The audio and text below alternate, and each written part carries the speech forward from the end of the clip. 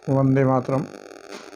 एक बार फिर से आप लोगों के सामने एक और वीडियो लेकर हमारा प्रयास सिर्फ और सिर्फ सनातन धर्म को मजबूत करने, सनातन धर्म की रीति और नीति के अनुसार चलने और भगवा ध्वज की जय हो पूरे विश्व में, इसके लिए एक छोटा सा प्रयास रहता है। ऐसा इसलिए कि मानवता, मानव धर्म, जन कल्याण इसी सनातन धर्म में ही समाहित है। जिस धर्म में पेड़ों में भी वृक्षों में भी पेड़ों में भी ईश्वर ढूंढ लिया जाता है, जिस धर्म में जल में भी ईश्वर ढूंढ लिया जाता है, जिस धर्म में पशुओं में भी ईश्वर ढूंढ लिया जाता है, जिस धर्म में पत्थरों में भी ईश्वर ढूंढ लिया जाता है, उससे ज़्यादा मानव कल्याण वाला कोई और धर्म हो ही नहीं सकता।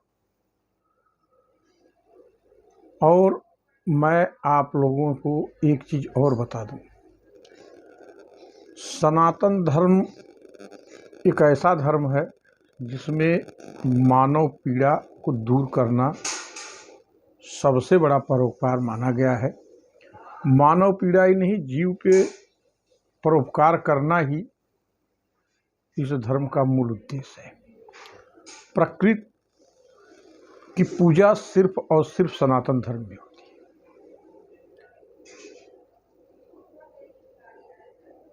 आज कितना सुखद अनुभव होता है जब हमें लगता है कि हमारे भगवा ध्वज का फहरना शिखर पर है। यह तब हुआ था जब वीर शिवाजी, यह तब हुआ था जब आदि शंकराचार्य ने चारों दिशाओं में पदयात्रा करते हुए हिंदू सनातन धर्म को संगठित किया और सशक्त किया था। लेकिन हम कमजोर कब हुए? जब मुगल यहाँ आए, उसके पहले राजाओं के अनेकता में हम बंटते हुए हम कमजोर हुए, और कमजोर हुए उसका हमें खामियाजा भरना पड़ा। मुगल से लेकर तमाम बाहरी शासक आए, हम पे राज किए, लूटपाट किए, और इतिहास उठाकर देखिए हमारे ऊपर कितना अत्याचार हुआ। लाखों लाखों को तलवारों से काटा गया, लाखों लाखों को धर्म परिवर्तन पे मजबूर किया गया। यही तक नहीं, विदेशी आक्रमणकर्ता यहाँ से जाते वक्त लूटपाट करके यहाँ की महिलाओं को ले गए, वहाँ बाजारों में बेचे। यहाँ मुगल के हरम में हिंदू महिला नहीं, हिंदू रानियों तक के अस्मत को लूटा गया।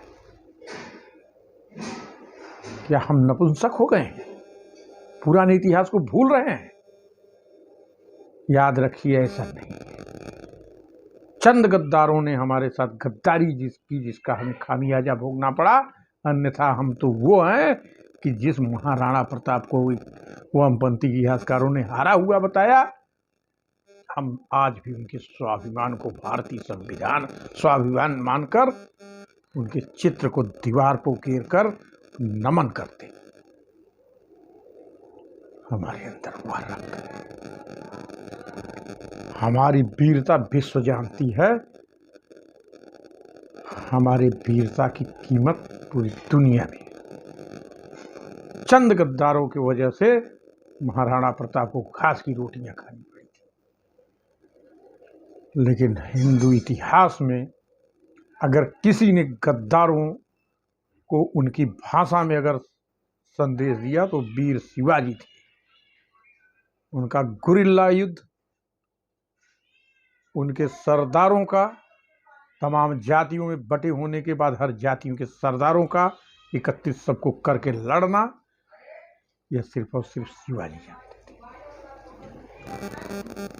आज भी हम कहते हैं, आप जाति में बटे हो लेकिन अपने जाति के सरदारों को जगाओ। चलो, यह जाति तब काम आएगी जब आप सनातन का परचम उच्च करोगे। आप शिवाजी की शैली में लड़ाई लड़ो। तब लड़ाई तलवार से लड़ी जाती थी, अब लड़ाई बैलेट बॉक्स पेपर से लड़ा जाना शुरू हुआ, अब ईवीएम मशीन पे लड़ी जाती है। अपने सरदारों से कहो, जात के सरदारों से, या आप भी किलेदार हो। हम आपको नेता तब मानेंगे जब आप सनातन को मानोगे। ठीक है, आपकी बातों को मैं मान लूंगा, मैं आपके रास्ते पे चलूंगा, लेकिन वह रास्ता सनातन का रास्ता। भाइयों, वह दिन क्या आप भूल गए हैं जब आपके कांवड़ में डीजे नहीं बजने दिया जाता था? वह दिन आप क्या भूल गए हैं जब मंदिरों से लाउड स्पीकर उतारे जाते थे? क्या वह दिन भूल गए हैं जब कहा जाता था देश के हर संसाधन में पहला अधिकार एक विशेष धर्म का है? भाइयों, आजम खान की भैंस भी पुलिस ढूंढा करती थी। याद करिए, मुजफ्फरनगर दंगे में एक धर्म विशेष के लोगों को छुड़ा लिया जाता था। कभी कोई कहता था गर्व से कि हमने इतने कार सेवक मरवा दिए, जरूरत पड़ती तो एक धर्म विशेष का विश्वास जीतने के लिए इतना और मरवा देते।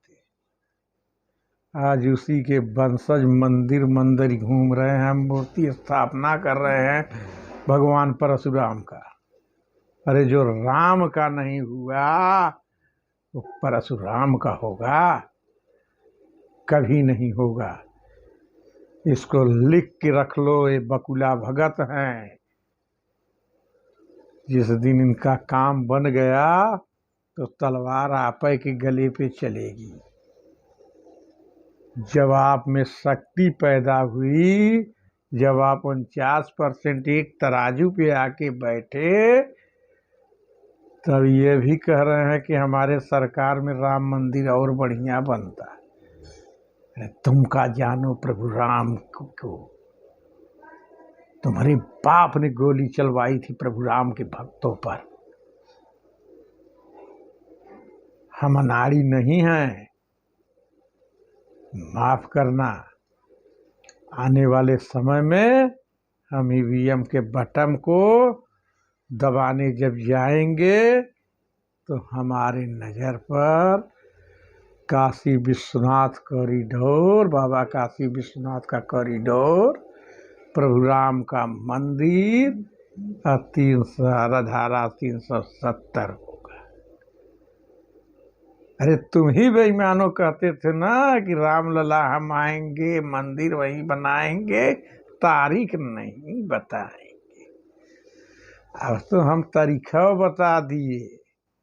जब हम तारीख बता के बनवा रहे हैं तो चवन्नी चंदा तुम ना ही दिए, अकारे हमारे राज्य में और भव्य बनेगा। बेईमानों, अगर इतनी ताकत है, इतनी सच्चाई है तुम्हारे अंदर, तो कहते हो श्री कृष्ण भगवान सपने में आते हैं ना, चलो मथुरा का आंदोलन शुरू करो, हम भी तुम्हारे संगे कतार में लग जाएंगे। हिम्मत नहीं है, औकात नहीं है। भाइयों, एक बार फिर आपसे एक ही चीज कहेंगे, बंटना मत। बंट गए तो कट गए।